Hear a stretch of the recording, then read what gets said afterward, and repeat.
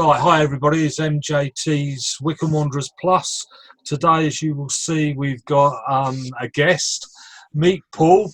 Paul is my friend that comes along to see Wycombe Wanderers with me, but he has something else to talk about this morning as well. Not only does he support Wycombe at the bottom of the table, he supports Derby at the bottom of the table, and he supports Burton at the bottom of the table in there. So if you ask Paul who else he likes, just to make sure you don't decide to follow them, it would be a good move. Ask him who he dislikes would probably be your best bet. Okay, we're going to start by talking about Wycombe and the great weekend Wycombe had.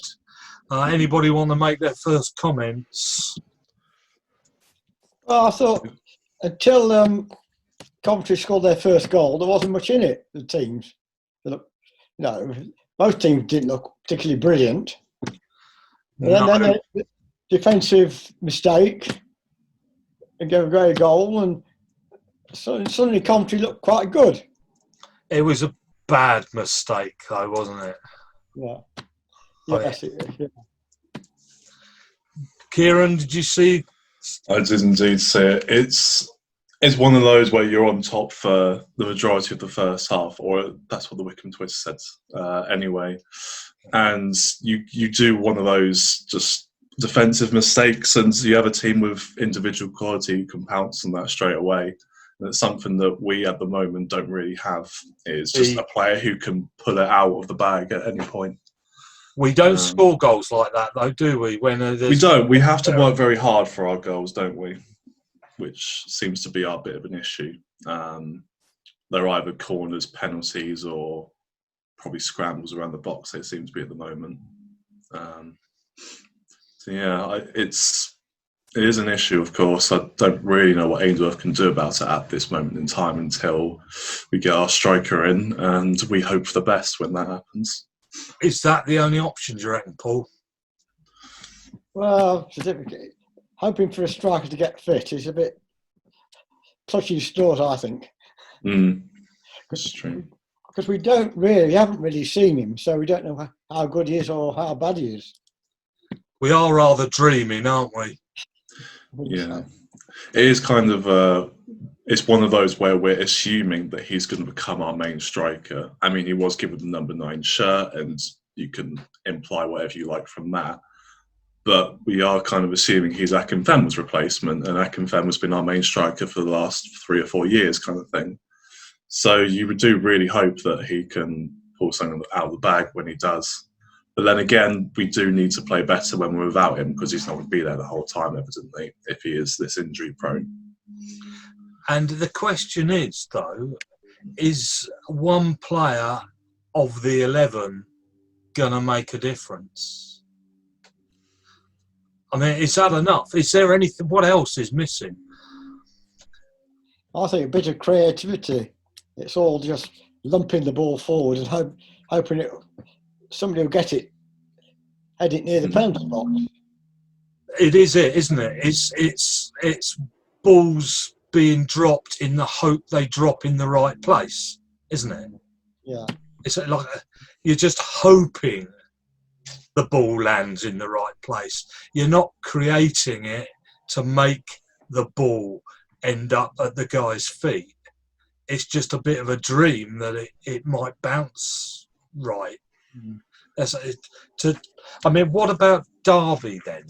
I mean, Derby have now picked up 5 points in the... They haven't lost in the last 5 games, have they, since Rooney took over? No. I mean, because our hope is that the other teams do do slightly worse than us. We don't have to be brilliant. We just got to do better than them.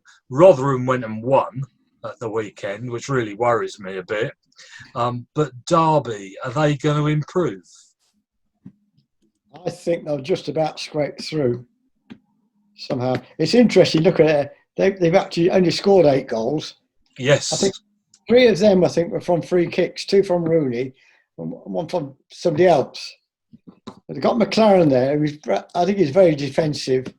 I know he's not the manager, but he must have influence. So I can't see him scoring many goals, but I can see him just about scraping out the relegation zone. Do they? I mean, with the window opening in January, is this going to be Wycombe's downfall? Because the teams in there, such as Nottingham Forest and Derby and Sheffield Wednesday, are going to be able to pull money out of the bag. Do you think they can do that? They can buy themselves out of it, can't they?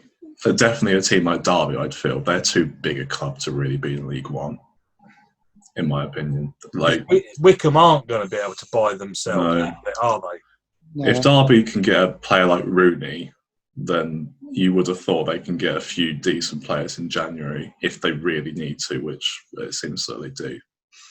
I would have thought they can. Wycombe, on the other hand, you have to convince players to join, and especially with us at the bottom, it's going to be difficult to do that.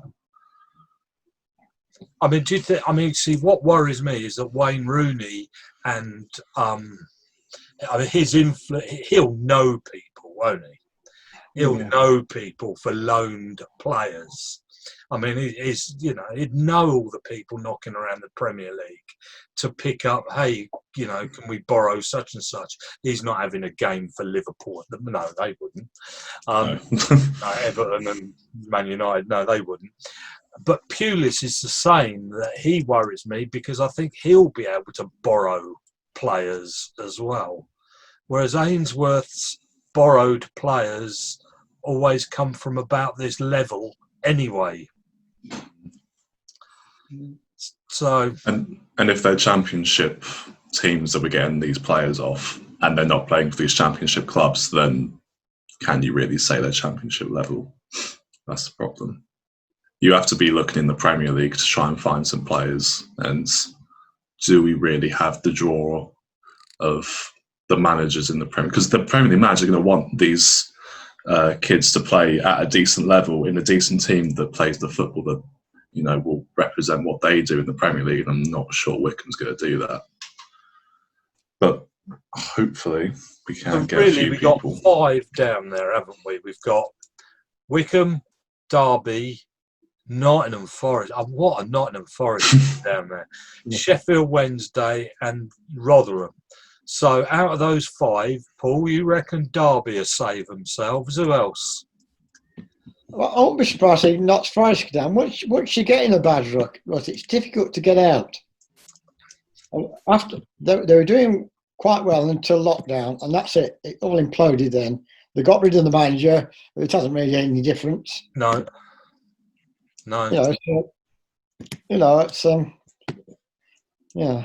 It's It's the game is so much based on, how you feel more than, as much as the skill you've got, and they are not in a good place, are they? I mean, I saw the match, the Wycombe match against Notts Forest. Notts Forest, I think, looked quite good that match. It might be because Wycombe was so bad. I think it might have something to do with it. Yeah. Problem you have is that looking at the table, I know it's only a couple of wins, but there is a bit of a gap between the bottom 5 and the teams above it. This is why I said 5. Yeah, I know, but there's Derby on 13, who are 22nd, and then you have those teams, Coventry on 21. It's a big gap. I don't think Coventry will be going down. I think they've got just enough. I think. What do you reckon, Paul? Do you reckon Coventry are going to have a bit of a fight on their hands, or do you reckon? So. Again, you see that Hamer. I think how much they cost. A couple of million, wasn't it? They bought it in the summer. Well, I mean, they've all, these teams. I don't know where they get the money from these teams because Coventry, I think it's disgusting. They haven't had their own ground for years. So, why are they allowed to carry on? I thought it was a rule. What amazes me is Wycombe's average wage bill to their players is about £2,500, £3,000 a week. The most expensive is £4,000. Coventry, they're paying out £10,000 to their most expensive, but they're more like about £6,500 a week is their players. And then when you go right to the top and you reach Bournemouth, you're starting to get into stupid money. They're getting 10 times, if not more, than Wycombe players. So there's, they're earning a fortune, and that's Bournemouth. So, but Coventry on their last 6 matches have picked up 12 points. So there's 2 points a game. Coventry, they're going to get out of that, aren't they? Yeah, I think. Okay, rest of the Championship.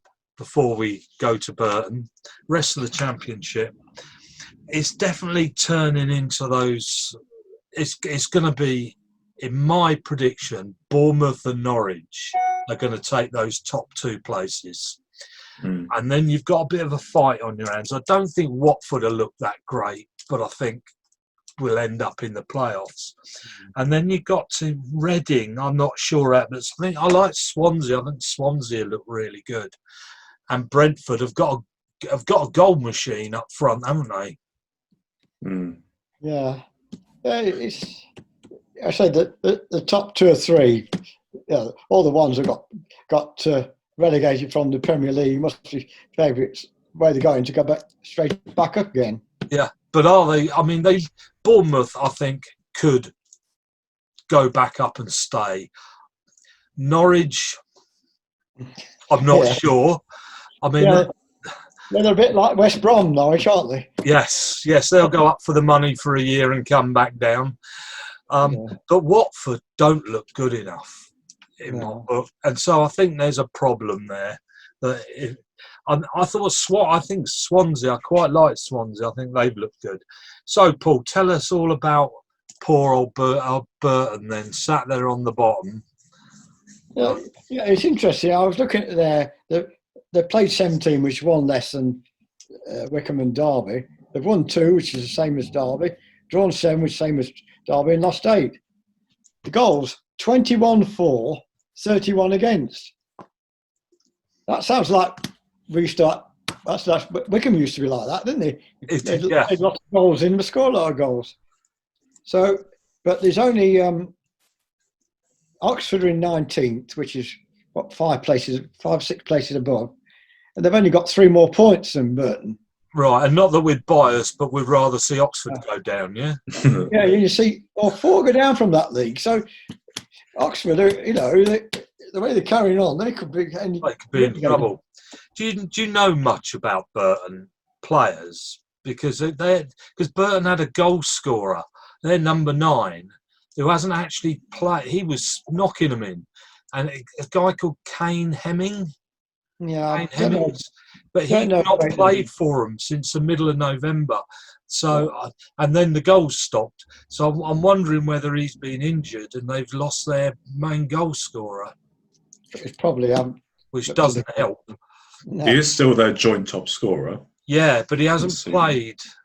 Yeah, he's missed a few games now. I mean, what's that? I mean, if you're talking about 4 weeks, he's missed 8 games. Yeah. Yes, it's interesting. But they've had 1 2 decent results because they drew at against Sunderland 1-1, and Sunderland scraped a goal near the end. So it's Sunderland. Well, Sunderland, yeah. What's it? Won't bring Sunderland. Yeah. Was it one of the programmes I listened to says, leave your bias at the door? We're not going to, are we? Sunderland. Yeah. Well, anybody got anything more to say about the Championship? I was going to say, looking at the Championship in League One, if you had predicted the top 6, 7 or 8 before the season started, just based off current players, size of club, they are exactly how they should be looking. They are boring. In League One, the only team that shouldn't really be there, arguably, is Lincoln. They've done very well. They're second. But you've got Hull, Portsmouth, Peterborough, Charlton, Ipswich, Doncaster, Sunderland. That is just how it should be in terms of... We could have written that out as a club with knowing very little, couldn't we? Yeah. Which probably just exemplifies how on earth did we go up? With all Well, these I think teams. that's what most people said, wasn't it? It's Well, ridiculous. That really says what football is nowadays. The teams have got the money at the top of all the leagues. But Regardless what division you're in, except for, I mean, I was going to talk about this with the Premier League, but it's not really to do with the Premier League, it's about any. The Premier League's 6, so-called, I'm not talking about the top of the table, but the Premier League's so-called top 6 teams. If you look at the Premier League at the moment, it's not quite right. And nor are any of the top divisions across Europe. Now, Kieran, you quickly correct me every time I don't say the names correctly, all right? So I don't get any horrible comments underneath. The French league, the top of the table is, sorry? Liga. Yeah, it's the top of the table is Lille. Lille, that's what I said, yeah. German top of the league is Bayer 04 Leverkusen. Leverkusen. It's Leverkusen. Right, there we go. I thought I'd heard of close. them when I said that. Italian is AC Milan. Spanish is Real Sociedad. This is what you're here for. Portuguese is Sporting Lisbon, and Scotland is Rangers. Now, that's not quite right, is it? No, none of them are where they're expected to be. They're not, are they? No. So what's going on then in the bottom of the in the Championship League One? But what's changed? What's happening?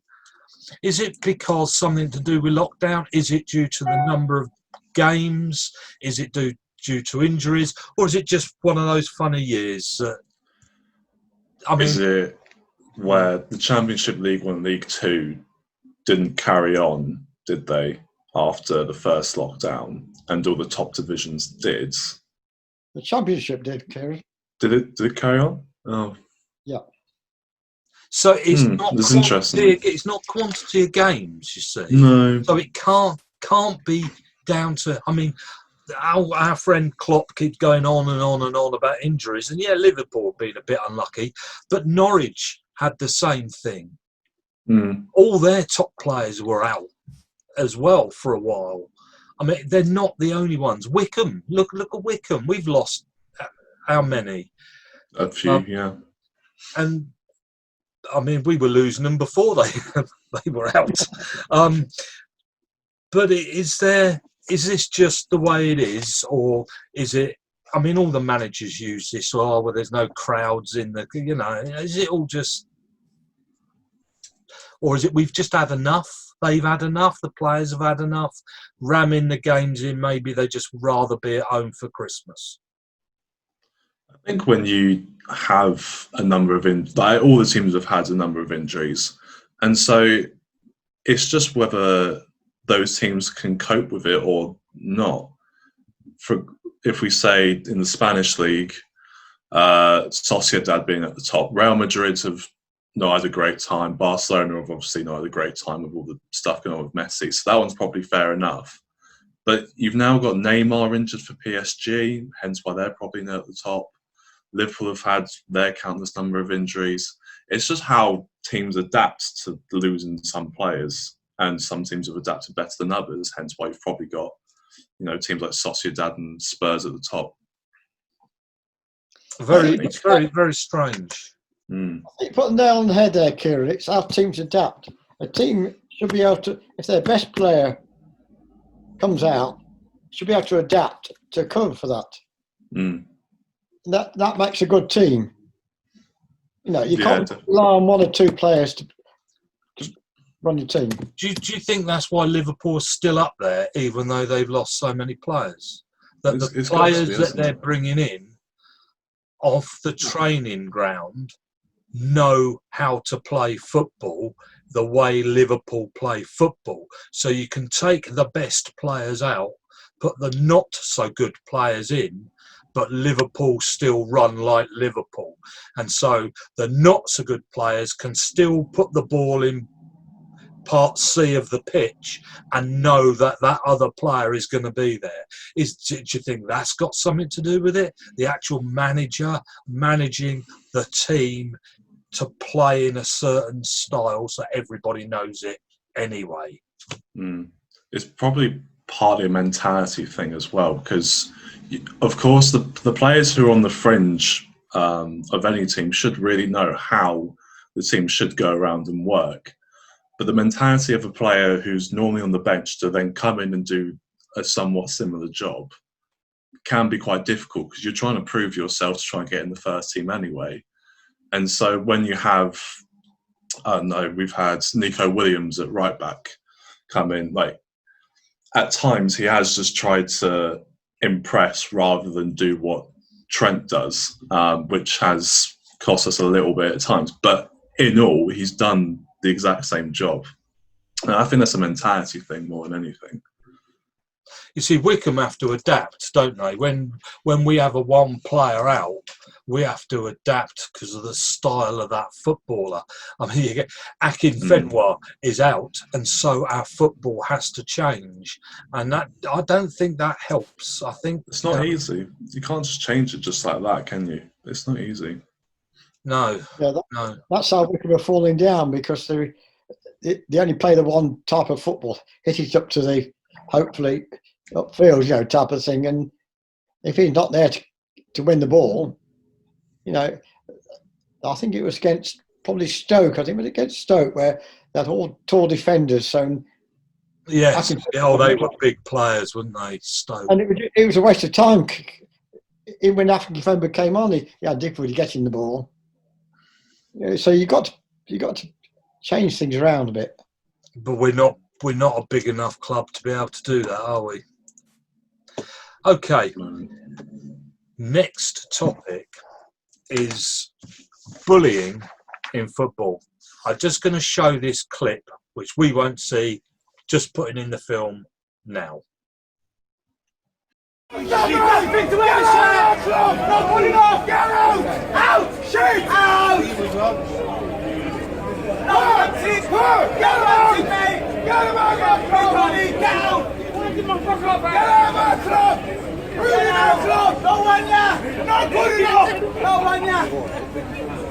Go back to Valencia, Mustafi!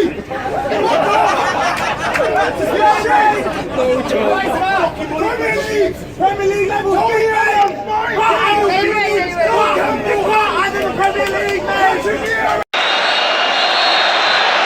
Well, we have someone who's rather stupidly decided to come on the field and confront Mark Noble.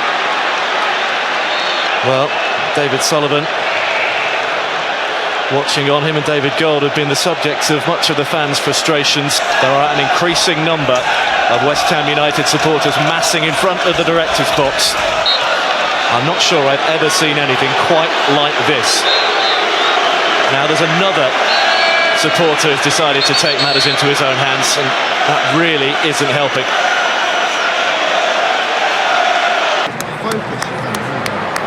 And he'll be replaced by number 15, Joe Gomez.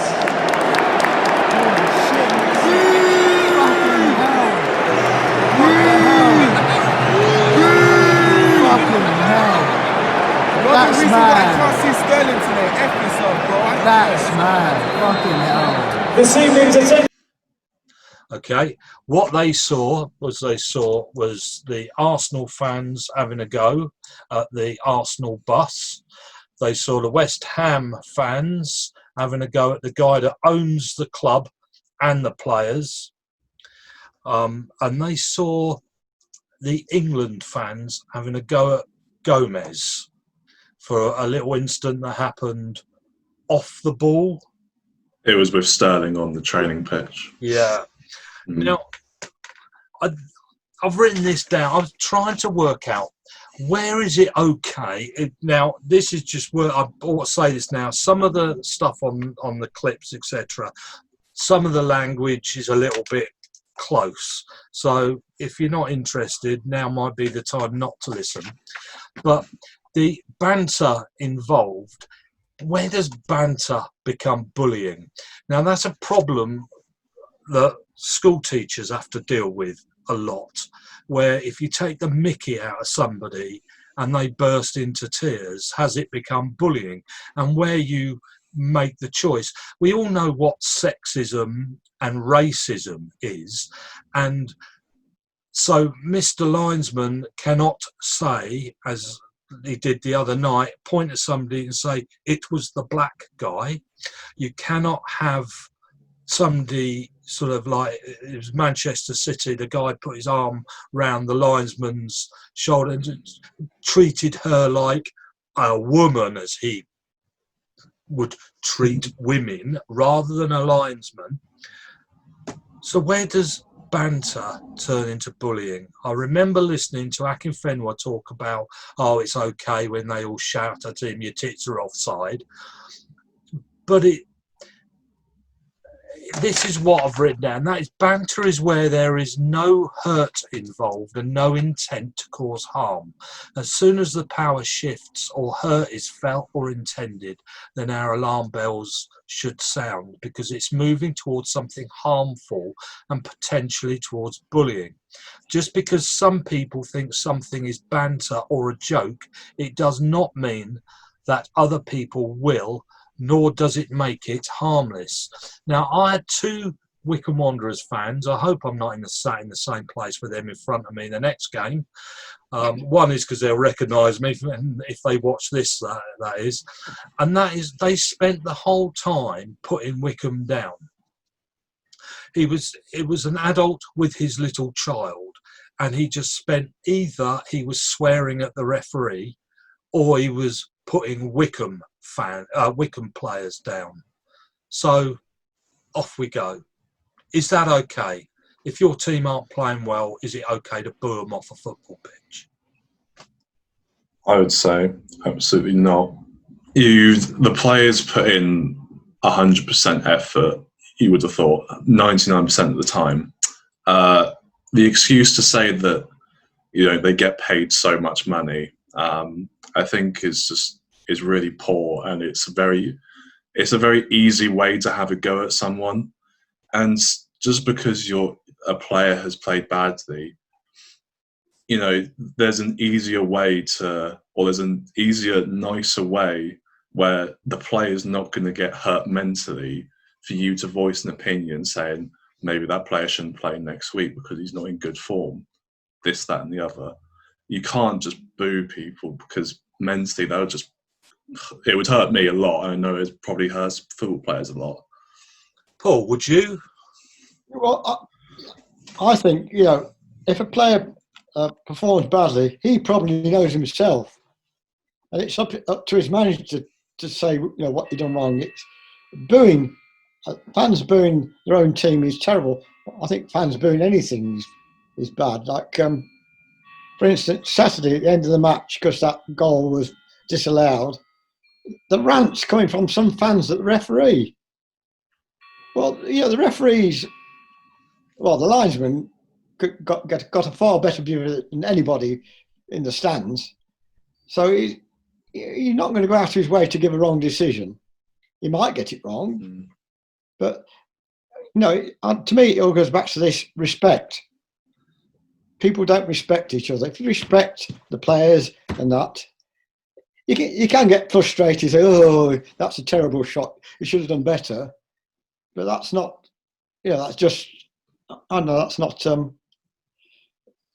That's not. Well, I don't think that. That's not really getting at the player. But I know this banter. It gets a bit difficult, because this is what the problems is on Facebook at times. People put things down. Oh, it was only banter, but it can be quite hurtful what people say. I remember going back to when I was a lad watching football. Linesman used to get it wrong. You used to shout, "Oh, about time you got a pair of glasses."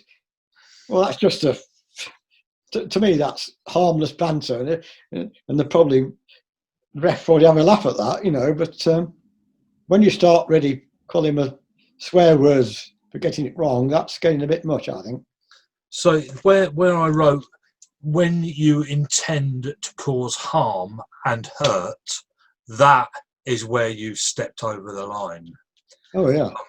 And I mean, we all do the sort of, "Ooh," blah blah blah when the goalkeeper kicks the ball and all that stuff. That's fine, but it does surprise me that they think if they put a scarf around their neck and walk into a stand, they can then treat people so poorly because they earn lots of money. And that's their excuse for treating people really poorly. That's their own team. And people even, as we've seen at Arsenal, I mean, look how they treated Wenger at the end.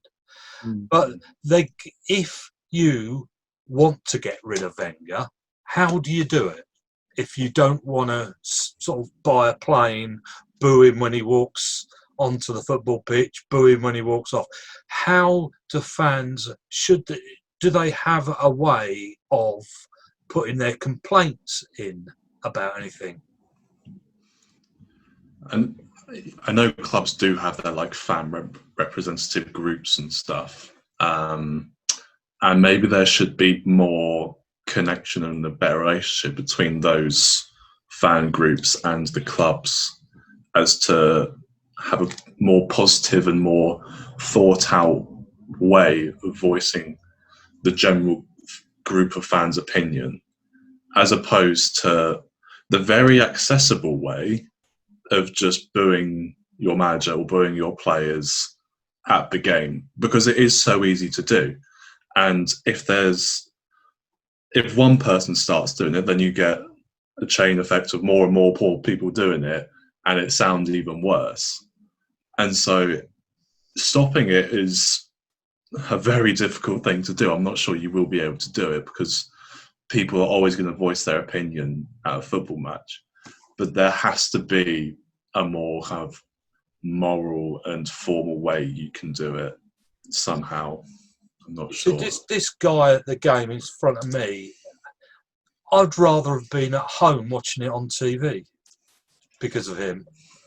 Because I was not enjoying it with him having a go at all the Wycombe players. I thought I did not enjoy that.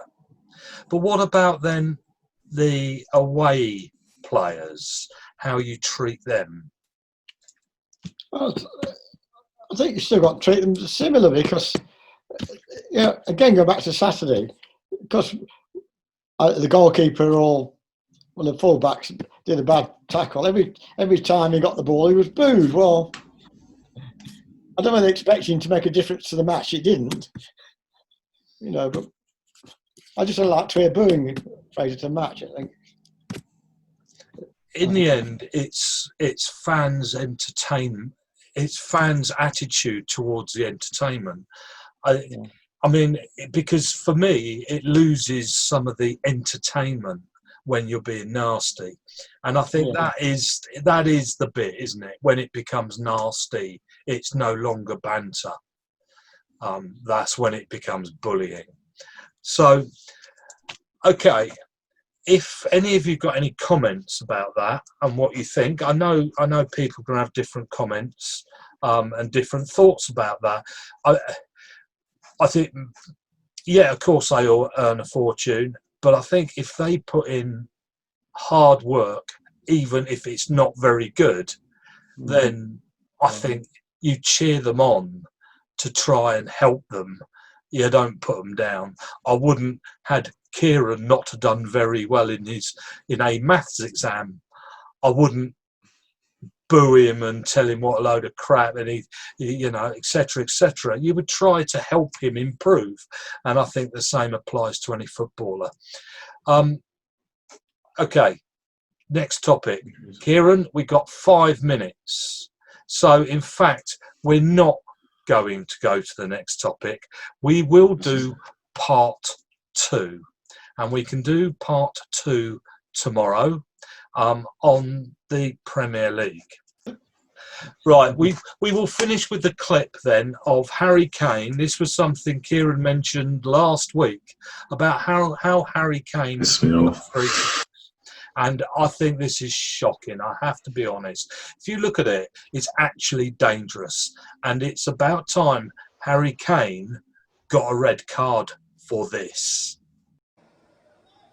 Yeah, I think Harry Kane was more interested in press holding the ball, probably trying to get a free kick himself.